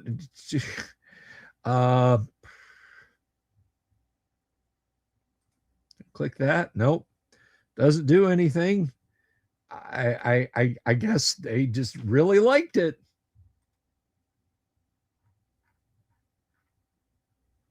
uh, 9.5 9. Just had a massive vowel movement. A 9.5 out of 10. I should rate it a 10. I can't do that. One rating. If I click that, it'll, nope. This pisses me off. Sorry, Edwin Nagy. No, you didn't design this. I did. Well, wait. I take that back. If that's the person who had to come in and do the conversions, that's fine. That's fine. Because I wrote it for AD&D. So I take that back. Edwin, you probably did a more than serviceable job. I never looked at that version. Translate from emoji? Yeah, okay. Viking, heavy metal fan, RPG designer, golden image uploader. Boom, boom, boom. Boom, boom, boom. Boom, boom, boom, boom, boom, boom, boom. Boom, boom. Oh, that's golden earring. Sorry. What are you guys, music haters? Thank you, they then. Viking is a verb. What's it called when you give fake illness? Give fake medicine to someone for fake illness. Placebo. See, we had a parallel but slightly different situation. They make these perfect doses for toddlers of Tylenol, and when our girls could have solid food, that is organic yogurt. Hey, thank you, Luke. You got it. Also. And they would get a fever. There was no getting them to take those. So I would lay one on top of the yogurt and then fold I would fold it just one roll. And I would take a spoon and I would sit there and I would eat around where I knew that was and say, do you want the rest of Daddy's yogurt? There you go, baby. Let me just write in numb. And they get their Tylenol dose. And my daughter, who is 23 years old, still resents. Golden earring or golden earworm. Mercy. I don't think we've crossed over 100 viewers tonight, but there's 61 of you beautiful people watching over on X, and 31 of you have joined us over here on YouTube. Them's pretty good numbers. Them's pretty good. Yes, Jorge, it's coming. I promise. I owe Jorge an autographed copy of The Lost Crypt that I need to mail out to him and some other doodads. They're coming.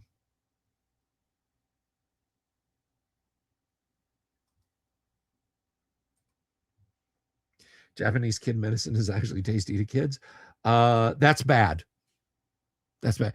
They have this flavor bar at our local Publix where you can go in and you're like, oh, okay, well, it's going to be this cough medicine. What flavor do you want us to make it? And then they'll take it over and they'll mix it, and it'll be like, oh, it's lemonade or it's bubblegum or it's grape or it's apple juice. I don't want the medicine to taste good.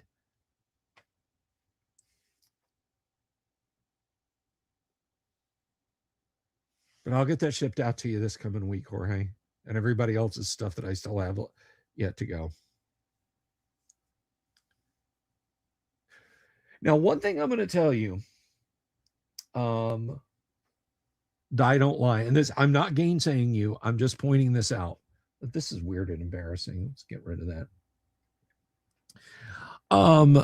working for Yang, working with Yang on the Empire of the Undying Sun, which I don't know if Yang's still out there. But working with Yang on Empire of the Undying Sun, I'll get back to you in a second, Joe Kaufman. It is not just cut stuff out. There is stuff that I have to go in and actually like, oh, I'll just cut this out. I got to change that to a saving throw.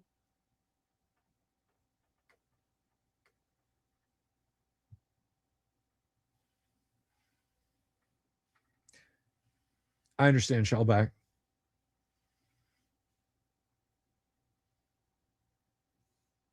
So any news on Teeth of the Barkesh Noor? Whoops. Oh, you're not. You guys know my memory is Swiss cheese. Don't do that to me. Anyway, yes, Teeth of the Barkesh Noor is the art is in progress. I have the manuscript done. It is progressing. It is progressing.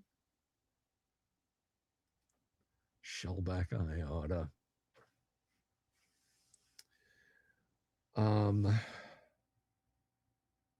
So that's what happening.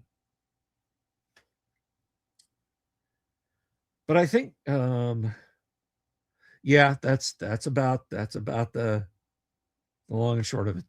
They my brain is like a steel trap. The problem is it's already been sprung. All right. If I'm going to be able to record the shorts that YouTube has stopped showing people tomorrow, because YouTube has taken away my visibility from potential audience. If you're not already subscribed, you will never see my stuff again. YouTube suppresses my content now. They, like, actively. The last 3 days, my top of the line short form videos have done like 400 or 500 views.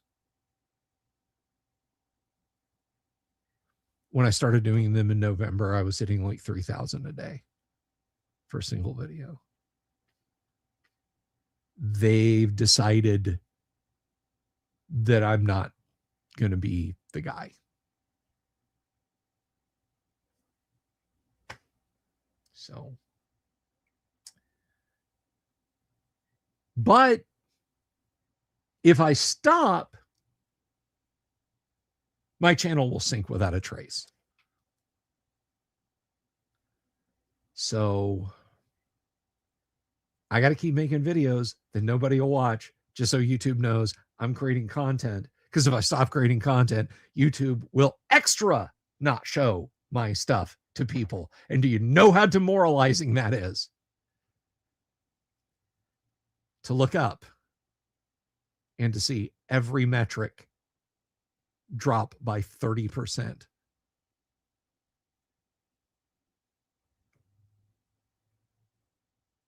To go from anywhere from 70 to 100 new subscribers a week to none. 3, 2 in a day, maybe. It's it hurts. I know you guys care. The 100 to 300 who are actually active out of the 10,000 that are subscribed to me.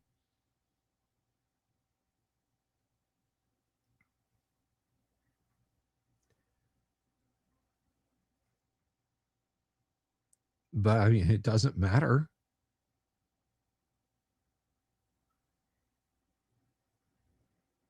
You know, I don't make polita shit. I don't make brain rot slop. So YouTube has decided that's as much as you get for visibility. We tried you out, and now it's done. The experiment's over. 6 months. You had a nice 6-month run. Did you think the 10,000 subs that I hit in April was like no. I could show you the graphs.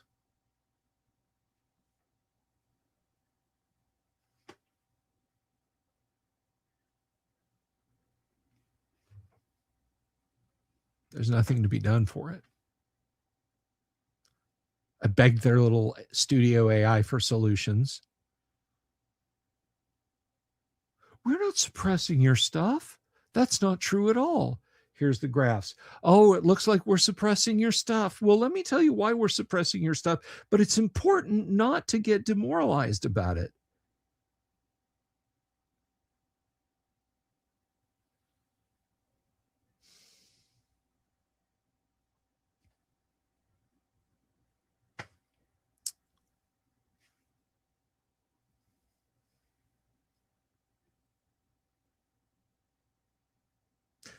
And it's not about some great goal that I'm now not going to reach. I was never going to be like one of the cool kids.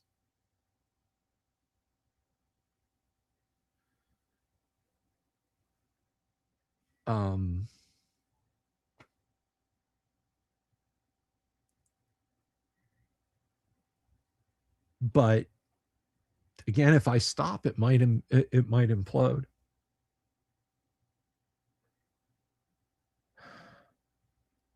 In fact, I tried to stop. I was like, oh, okay, I'll stop. And then, the damage that did.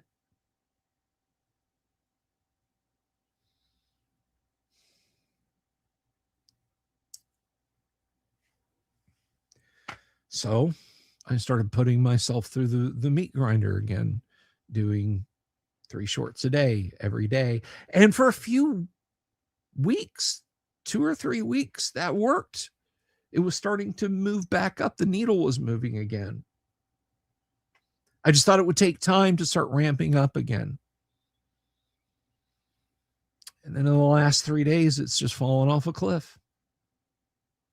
I went from the average number of views on a video being 1,100, 1,200 to 200 or 300 because YouTube just turns them off.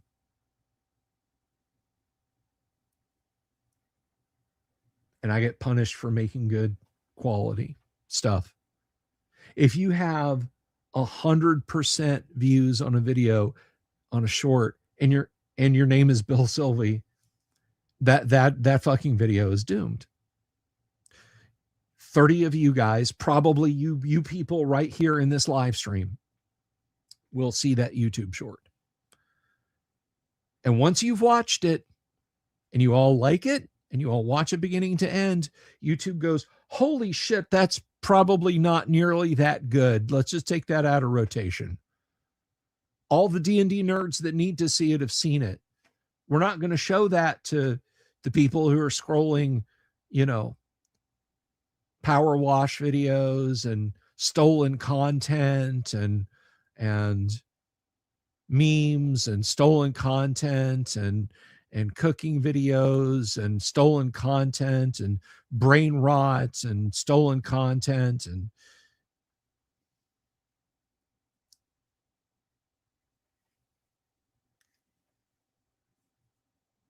I'm not crying. It's literally my nose is itching.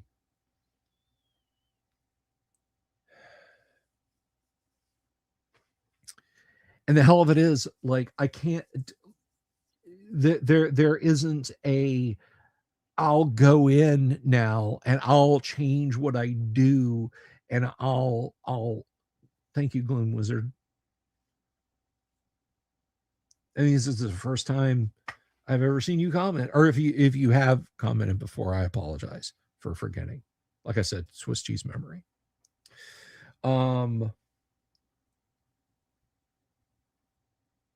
Because I mean, the gate's shut, right? I come out tomorrow and read The Cure for Cancer. But YouTube's already decided that it's going to shut me down. Like, it's not sending me out to new audiences. It's not showing me to new people. So it wouldn't matter. That train has left the station.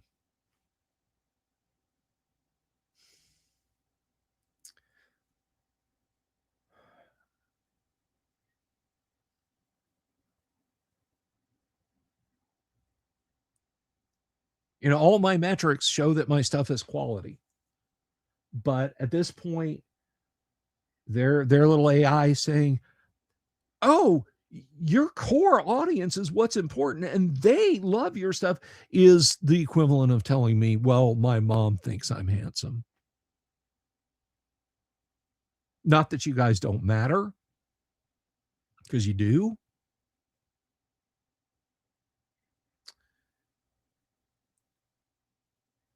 My stuff is good. My stuff is fantastic. And if YouTube showed it to more people would know that. More people would know that Len Lakofka cared so much about Gary. He just dropped TSR when Gary was basically forced out. Nobody, people would probably love to know that Ron Goulart was originally going to write the Dragonlance novel. So there's people who've read Dragonlance and never fucking rolled a D20 in their life. That Venn diagram crossover is there. I know it is.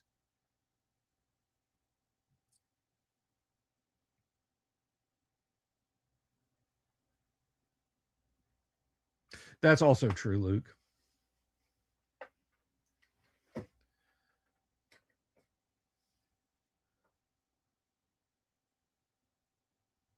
Or, the Gary's Gary's Uncle Hugh was why we got Heward's Mystical Organ and the Heward spells.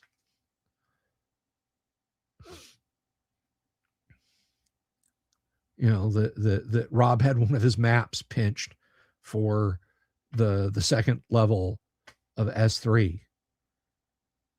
That Dave Arneson went out and launched Adventures in Fantasy.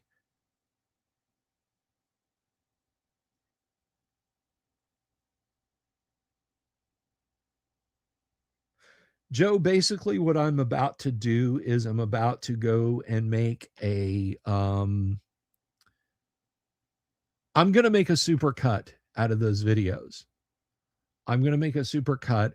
I'm going to go through, I'm going to find, because they, all the way back at the beginning, and I didn't understand what was happening because I didn't have a handle on this. There would be one of my shorts out of the 3 I would upload on a given day. Sometimes. It was rare back then.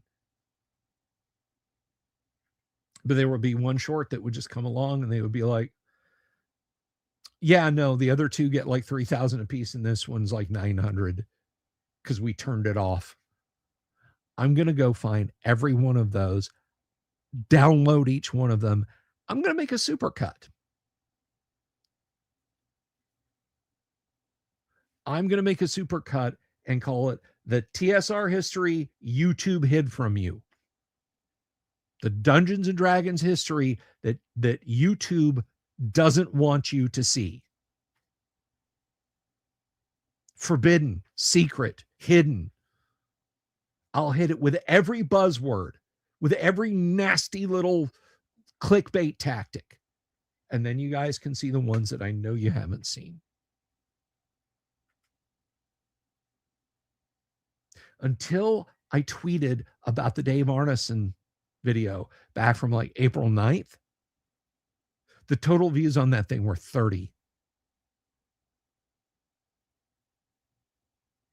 YouTube muted that video so hard. But I'm just going to make a super cut. It'll all be vertical. because that's the YouTube Shorts format. Didn't used to be that way, by the way. And you could pick thumbnails. If you put thumbnails on your YouTube Shorts way back at the beginning, YouTube took them off. I did a parody called Rings of Power Season 2 Episode 1 Review. And I used a little picture from Amazon Rings of Power. And it's me literally taking an Amazon mailer that had the Rings of Power shit stamped on the outside. I said, oh, look, Rings of Power.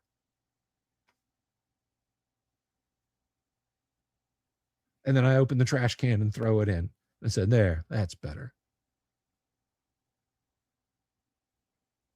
Got a lot of comments. Good stuff.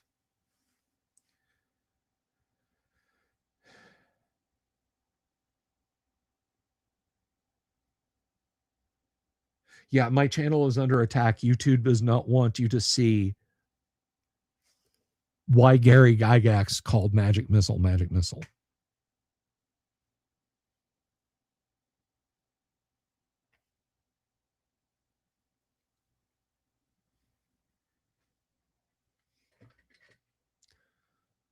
Start, I don't know, tagging that guy, Andrew Gold. What's his name? Skinny guy, long hair, has a lot of spicy takes about video games and politics.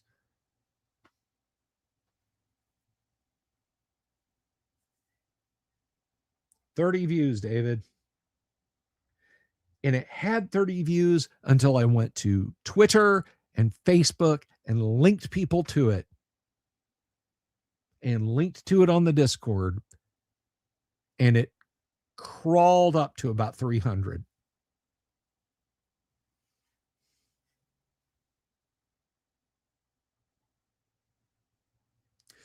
There is a lot that Dave Arneson, a lot that Dave Arneson did contribute. With that said, Dave Arneson testified in court that he did not write a single word of Dungeons and Dragons nor Advanced Dungeons and Dragons. He just said the ideas were all his, but he didn't write anything. Which, if I was a judge, I would have said, well, do you have a piece of paper?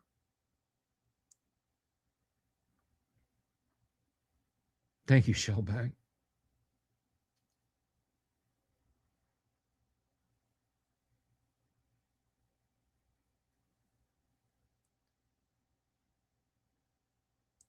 Van, it is not expressly political. That's the problem.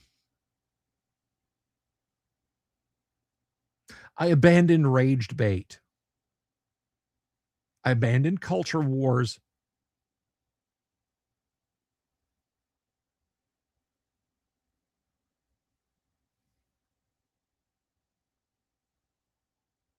And YouTube doesn't want quality. It wants mid-wit quality. It wants stuff for 98 IQ people. Did you ever read Fahrenheit 451? Let me ask you something. Did you ever read?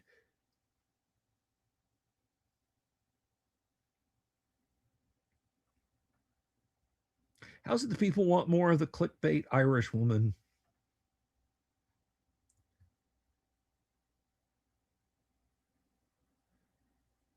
I don't either.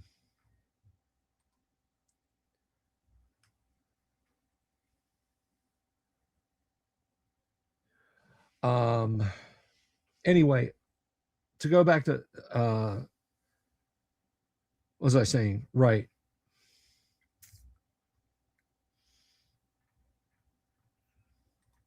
They want. There's a scene in Fahrenheit 451 where Chief Beatty is talking to Guy Montag, and he's trying to explain how the world wound up to the point where books that upset people are being burned.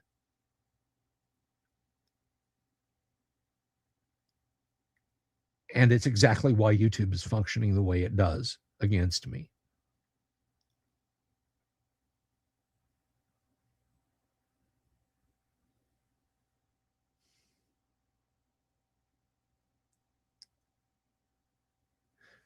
People don't want to be told they need to be smart.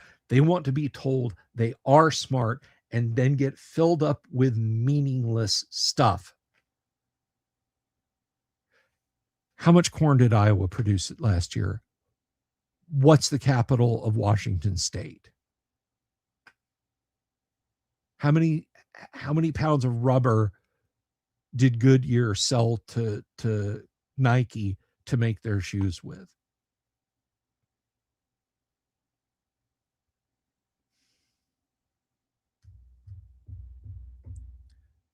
That's what people want. That's what people want. Midwit takes.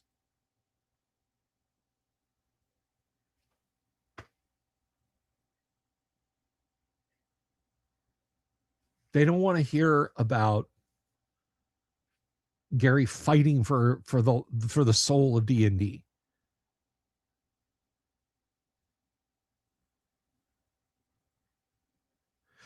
They want a video of me in a funny neon colored hat while Subway Surfer loops in the background, and I'm pointing at someone else's video, nodding along, agreeing to what they say, playing in the top half of the YouTube short, and not saying anything myself. And that person might actually be saying something of import. See you, Joe. Take care.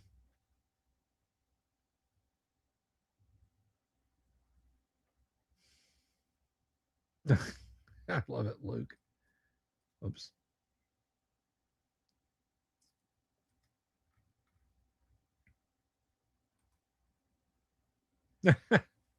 Oh, jolly. Glad to be of service.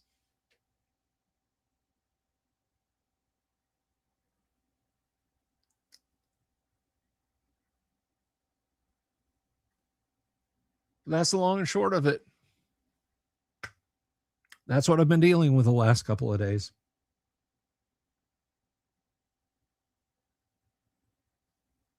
Although I guess 72, 24, 96 hours now, because I'll have 3 shorts to upload today. Do I archive my videos? Yes.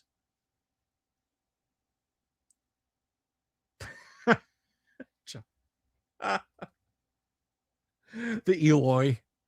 Just we come out of the ground at night with a siren and grab some Eloy to munch on.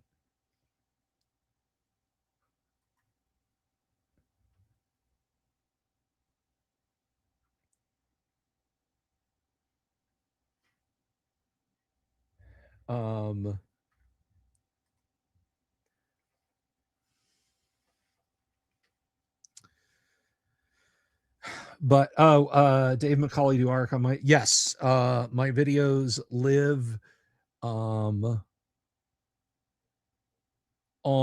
multiple SSDs on my edit PC, basically. The raw video, a lot of it lives in my Google Drive. And it's not even the video, it's the audio. Did you know that Dave Arneson, blah, blah, blah, blah, blah, blah, blah. All of those audio loops then get uploaded to my Google Drive, and then I download them to that PC over there, and I start stitching together the videos with the fonts and the little fire transitions between the video, between the image clips and that sort of thing. I'll put the gain through the roof.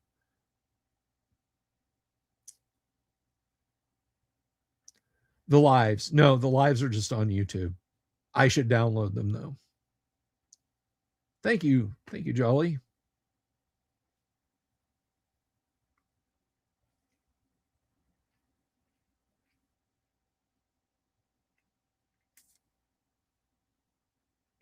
Anyway, that's what I've been dealing with for the past few days. So thank you, everyone, for your patience with me, especially last night. I was not fit to sit in front of a camera. And plus, all my dev stuff is over on that PC. And I don't have a compiled version of Familiar to show you guys. So it was just better over there. But I was just like, ha, ha, ha, I can't.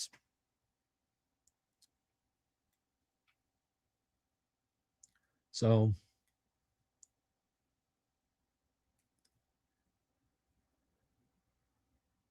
I should start downloading them, David, but where would I put them? I mean, all I can think of is maybe get a spinning disk NAS and store them on that.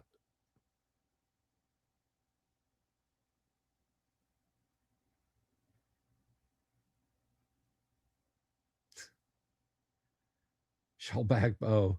You can get anything you want at Alice's restaurant.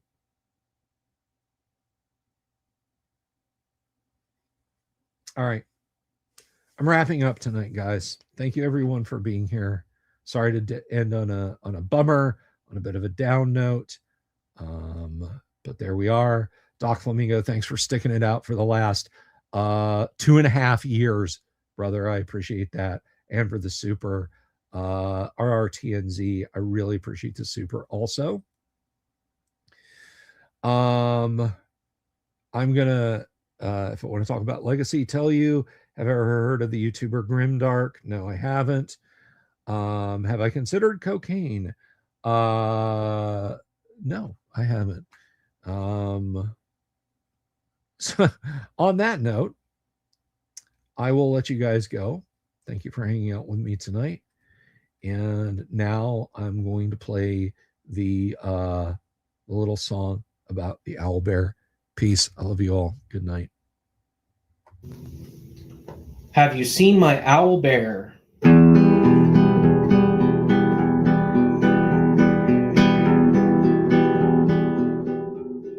Here's to all the weirdos everywhere in the woods and in the air. Have you seen my owl bear? Should I shave off all my hair? Bobs are all around. Some live in tunnels underground. Some are fat, some are rich, some are sleeping in a ditch.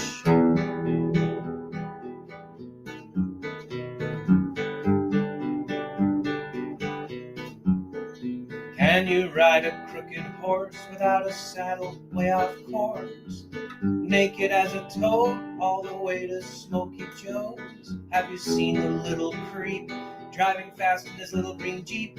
He smells like fish and brandy, but his rotten teeth look dandy. Take me to the show, I don't care if fast or slow. From action flicks to dancing dicks, just take me to the show.